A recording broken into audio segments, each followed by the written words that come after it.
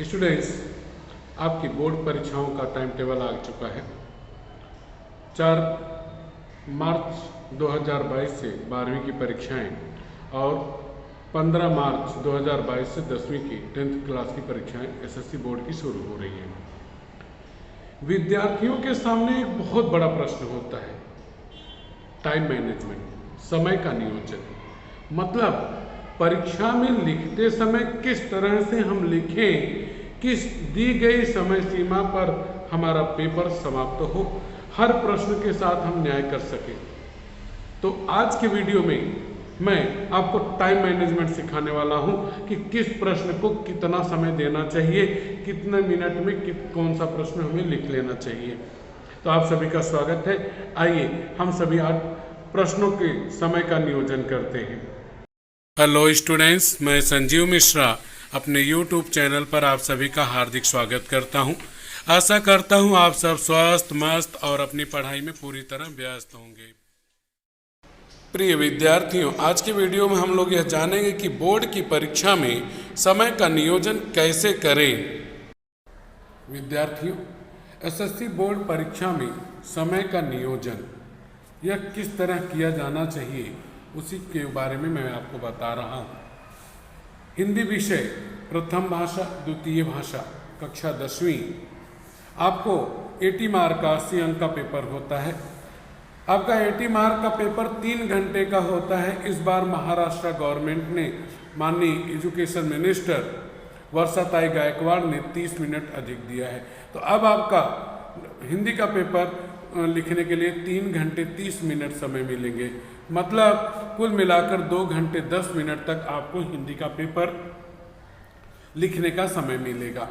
अब यह 2 घंटे जो हमारा लिखने का समय है, किस तरह से हम लिखें कि दिए गए समय में हमारा पेपर अच्छे से हो जाए, बढ़िया से हो जाए, 80 में से 70-75 मार्क्स हमें मिल जाएं। समय का नियोजन बहुत मायने रखते हैं। तो आइए आप सभी देखते हैं कि किस तरह से हम समय का नियोजन कर सकते हैं। विभाग 1 80 मार्क में से पहला विभाग जो हिंदी के पेपर का होता है, विभाग 1 होता है, जो गद्य विभाग होता है, वह 20 अंक का 20 मार्क का आता है। उसे हमें 50 मिनट्स में कर लेना चाहिए। 50 मिनट में गद्य विभाग जो 20 मार्क के लिए है, उसे हमें लिख कर पूरा कर लेना चाहिए। प्रश्न 1 गद्य विभाग का प्रश्न है। प्रश्न 1, उसमें अ, आ और ई 3 प्रश्न होते हैं। अ और आ ये पठित गद्यांश, मतलब आपकी किताबों के पाठों के परिच्छेद होते हैं, पैराग्राफ होते हैं। ये 7 मार्क्स 7 अंकों के लिए आते हैं। और इसे लिखते समय 18 मिनट में आपको पठित गद्यांश में अ वाले का पठित गद्यांश पूरा करना चाहिए। उसी तरह आ वाले को आपको 7 अंक का लिखने के लिए 18 मिनट का समय देना चाहिए। ई का प्रश्न 1 ई जो होगा वह अपठित गद्यांश होता है, अर्थात जिसे आपने अपनी पाठ्यपुस्तक में, हिंदी की पाठ्यपुस्तक में नहीं पढ़ा हुआ है, तो वह जो है 6 अंक के लिए पूछा जाता है। अपठित गद्यांश करते समय आपको 14 मिनट का समय देना चाहिए। इस तरह से 18 मिनट पहले पठित गद्यांश के लिए, 18 मिनट दूसरे पठित गद्यांश के लिए और 14 मिनट अपठित गद्यांश के लिए, कुल मिलाकर आपका यह जो होता है 20 अंक का, यह 50 मिनट में आपको लिख लेना चाहिए। इसी तरह से दूसरा विभाग हमारा जो है वह है पद्य विभाग। वह होता है विभाग 2 पद्य विभाग, कविताओं का विभाग। 12 अंक के लिए परीक्षा में आपसे पूछा जाएगा। कुल 30 मिनट में पद्य विभाग कविताओं के ऊपर जो प्रश्न पूछे जाएंगे 12 अंक के होंगे। 6 मार्क 6 मार्क के 2 प्रश्न होंगे। 30 मिनट में उसे हमें लिख लेना चाहिए। तो प्रश्न 2 यह आपका जो होता है कविताओं का प्रश्न होगा। उसमें 2 सब प्रश्न होंगे, उप प्रश्न होंगे। अ भाग जो है पठित पद्यांश का होगा। मतलब आपने 10th में 25% छोड़ने के, पाठों को छोड़ने के बाद जो कविताएं आपने 10th में पढ़ी हैं, उन कविताओं में से किसी कविता की परिच्छेद यानी पद्यांश होंगी, उनकी पंक्तियां होंगी प्रश्न 2 अ में। वह 6 अंकों के लिए पूछा जाएगा। उसमें आप जानते ही हैं कि पहला आकलन का प्रश्न होगा, दूसरा शब्द संपदा का और तीसरा सरल अर्थ का होगा, भावार्थ का। 6 अंक का वह पठित पद्यांश का प्रश्न हल करने के लिए हमें 15 मिनट का समय खर्च करना चाहिए। कहने का मतलब कि कविता के ऊपर जो पद्यांश दिया गया है उनके प्रश्नों के उत्तर लिखने के लिए हमें 15 मिनट का समय देना चाहिए। आ वाला जो प्रश्न है वह पद्य विश्लेषण होता है। आप जानते हैं इसमें कुल 5 प्रश्न होते हैं। रचनाकार का नाम, रचना की विधा, पसंदीदा पंक्तियां, पसंद होने का कारण और कविता से प्राप्त संदेश प्रेरणा। ये 5 प्रश्न 6 अंकों के लिए होता है। तो पद विश्लेषण 6 अंकों के पद विश्लेषण को करते समय आपको 15 मिनट का समय देना चाहिए। 15 मिनट आपको पठित पद्यांश के लिए, प्रश्न 2A के लिए और 15 मिनट आपको प्रश्न 2A के लिए पद विश्लेषण के लिए खर्च करना चाहिए। कुल मिलाकर आपको पद विभाग के लिए 12 अंक के लिए 30 मिनट का समय देना चाहिए। विभाग 3 वह पूरक पठन होता है। पूरक पठन में 2 भाग होते हैं, एक गद्य पूरक पठन होता है और एक पद्य पूरक पठन होता है। यह 4 मार्क का गद्य पूरक पठन और 4 मार्क का पद्य पूरक पठन, 8 अंकों का 8 मार्क का पूछा जाता है। पूरक पठन के 8 अंकों के लिए आपको कुल 20 मिनट का समय खर्च करना चाहिए। प्रश्न 3A यह पठित गद्यांश होगा, यानी पूरक पठन के गद्य विभाग के प्रश्न होंगे, पाठ के होंगे, पूरक पठन के पाठ होंगे यहाँ पे। तो पठित गद्यांश पूरक पठन का होगा, वह 4 अंक का। इसमें 2 प्रश्न रहते हैं, आप जानते ही हैं। पहला आपका आकलन कृति और दूसरा जो रहेगा वह आपका रहेगा स्वमत स्वाभिव्यक्ति का। 2-2 अंकों के 2 प्रश्न होंगे 4 अंक के लिए। उसके लिए आपको 10 मिनट का समय खर्च करना चाहिए। प्रश्न 3A यह पठित पद्यांश होगा। पूरक पठन में जो कविताएं दी गई हैं उन कविताओं से यहाँ पे पद्यांश दिया गया होगा, कविताओं की पंक्तियां दी गई होंगी और वह 4 अंक के लिए होगा। 2 प्रश्न पूछे जाएंगे, एक आकलन का और एक स्वमत का, स्वाभिव्यक्ति का। तो प्रश्न 3A पठित पद्यांश पूरक पठन का करते समय इस 4 नंबर के लिए आपके 10 मिनट खर्च होने चाहिए। 10 मिनट प्रश्न 4A के लिए, 10 मिनट प्रश्न 4A के लिए, कुल मिलाकर 20 मिनट आपको पूरक पठन विभाग के लिए देने चाहिए। इसके बाद में आपका आता है व्याकरण सेक्शन। व्याकरण सेक्शन विभाग 4 व्याकरण, जिसे आप भाषा अध्ययन कहते हैं, वह 14 अंकों के लिए आता है। हमें इस 14 अंक के व्याकरण को करते समय केवल 30 मिनट का समय देना चाहिए। किसी में हमारा 1 मिनट लगेगा तो किसी में 2 मिनट लगेगा। यह अधिकतम समय मैंने लिखा हुआ है, इससे कम समय भी आपका 2-4 मिनट लग सकता है। तो विभाग 4 व्याकरण जो है भाषा अध्ययन, वह 14 अंक का प्रश्न हल करते समय आपको केवल 30 मिनट का समय देना चाहिए। इसके बाद प्रश्न 4 जो रहेगा व्याकरण का, उसका प्रश्न रहेगा प्रश्न क्रमांक 4, सूचना के अनुसार कृतियां कीजिए। इसमें आपको कुल 12 प्रश्न पूछे जाएंगे। उन 12 प्रश्नों के लिए 14 अंक होंगे और उसके लिए 30 मिनट समय देना है। अगला विभाग है विभाग 5 उपयोजित लेखन। यह 26 अंक 26 मार्क का होगा और इसके लिए आपको जो समय देना चाहिए वह है 70 मिनट का।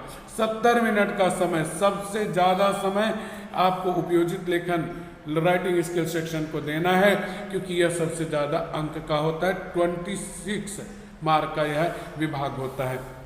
प्रश्न 5 यह पूरा उपयोजित लेखन का राइटिंग स्किल सेक्शन का है। तो प्रश्न 5 का आ जो होगा उसमें कुल 2 प्रश्न होंगे। पहला प्रश्न होगा पत्र लेखन का, दूसरा प्रश्न होगा अपठित परिच्छेद के ऊपर प्रश्न का निर्माण करना, प्रश्न निर्मिति करना। ऐसे प्रश्न बनाने हैं जिनका उत्तर परिच्छेद में मिले और एक वाक्य के उत्तर वाले हुए प्रश्न हो। प्रश्न 4 का पहला जो है पत्र लेखन है, उसमें 2 प्रश्न होंगे, एक औपचारिक पत्र लेखन का, दूसरा अनौपचारिक पत्र लेखन का। वह 5 अंकों के लिए होगा। दोनों में से कोई एक करना है। पत्र लिखते समय हमें 12 मिनट के अंदर पत्र लेखन का काम कर देना चाहिए। तो पत्र लेखन के 5 अंक के लिए आपको 12 मिनट के समय को खर्च करना है। प्रश्न 5 आ का दूसरा जो है वह होता है प्रश्न निर्मिति का। एक वाक्य के उत्तर वाले प्रश्न तैयार करने होते हैं। यह 4 अंक का होता है क्योंकि यहाँ एक वाक्य के उत्तर वाले 4 प्रश्न आपको तैयार करने होते हैं। मेरी सलाह है आपको, मेरा सुझाव है आप लोगों को कि आप लोग यहाँ 4 नहीं कम से कम 6 प्रश्न तैयार कीजिए। प्रश्न किस तरह तैयार करने चाहिए इसका वीडियो मैंने अपलोड किया, आप वहां से देख सकते हैं। तो 4 अंक वाले एक वाक्य के उत्तर वाले 4 प्रश्न आपको बनाने हैं, तो उसके लिए आपको 10 मिनट का समय खर्च करना चाहिए। प्रश्न 5आ, इसमें 2 प्रश्न हैं। पहला है वृत्तांत लेखन अथवा कहानी लेखन, इन दोनों में से एक करना होता है, और दूसरा होता है विज्ञापन लेखन का। तो वृत्तांत लिखें या कहानी लिखें, प्रश्न 5 के पहले में आपके ऊपर है। मैं इतनी यह सलाह जरूर दूंगा कि वृत्तांत लेखन में अंक अधिक मिलते हैं, कहानी लेखन में आपको अंक थोड़ा कम मिलते हैं। तो वहाँ लिखते समय आपको थोड़ा सा इस बात का ध्यान रखना है कि आपको वृत्तांत लेखन की तरफ ज़्यादा रुझान रखना, ध्यान रखना है। वृत्तांत लेखन करें या कहानी लेखन करें, या 5 अंक का प्रश्न है, इसे आपको 12 मिनट में लिख लेना चाहिए। ठीक उसी तरह प्रश्न 5आ का जो दूसरा है विज्ञापन लेखन, वह 5 अंकों का होता है, उसे भी आपको 12 मिनट में लिख लेना चाहिए। विज्ञापन कैसे लिखे जाएं, अलग अलग विषयों पर विज्ञापन लिखने के जो नियम हैं, जो किसी किताब में नहीं मिलेंगे, उसका वीडियो मैंने अपलोड किया है, आप उसे देख करके अच्छा विज्ञापन लिख सकते हैं। विज्ञापन लेखन में 5 में से 5 अंक मिल सकते हैं। प्रश्न 5 का ई अंतिम प्रश्न जो होता है हिंदी पेपर का, वह होता है निबंध लेखन का। यहाँ पर कुल 3 निबंध दिए गए रहते हैं, किसी एक निबंध को आपको लिखना होता है। यह सबसे बड़ा प्रश्न होता है हिंदी का, 7 अंकों का। 7 अंकों के इस प्रश्न को हल करते समय, निबंध लिखते समय आपको कुल 24 मिनट खर्च करने चाहिए। इस तरह से आप देखेंगे तो प्रश्न 5आ के पहले के लिए आपको 12 मिनट, प्रश्न 5आ के दूसरे के लिए आपको 10 मिनट, प्रश्न 5आ के पहले के लिए 12 मिनट, प्रश्न 5आ के दूसरे के लिए 12 मिनट, प्रश्न 5 के निबंध लेखन के लिए आपको 24 मिनट, मतलब कुल 70 मिनट आपको खर्च करने चाहिए। 70 मिनट में आपको ये सारे राइटिंग स्किल के टॉपिक्स कवर कर लेने चाहिए। ऐसा लिखने पर आपका समय बचेगा ही कुछ, आपको समय की कमी नहीं पड़ेगी। निष्कर्ष देखते हैं कि निष्कर्ष क्या निकला, कंक्लूजन क्या है। विभाग 1 गद्य विभाग 20 अंक का है, उसे 50 मिनट में लिखें। विभाग 2 पद्य विभाग कविताओं का विभाग 12 अंक का, 12 मार्क का, उसे 30 मिनट में लिखें, 30 मिनट्स में। विभाग 3 पूरक पठन 8 अंक का है, उसे 20 मिनट में लिखें आप। विभाग 4 व्याकरण विभाग 14 अंक का है, उसे 30 मिनट में लिख लें।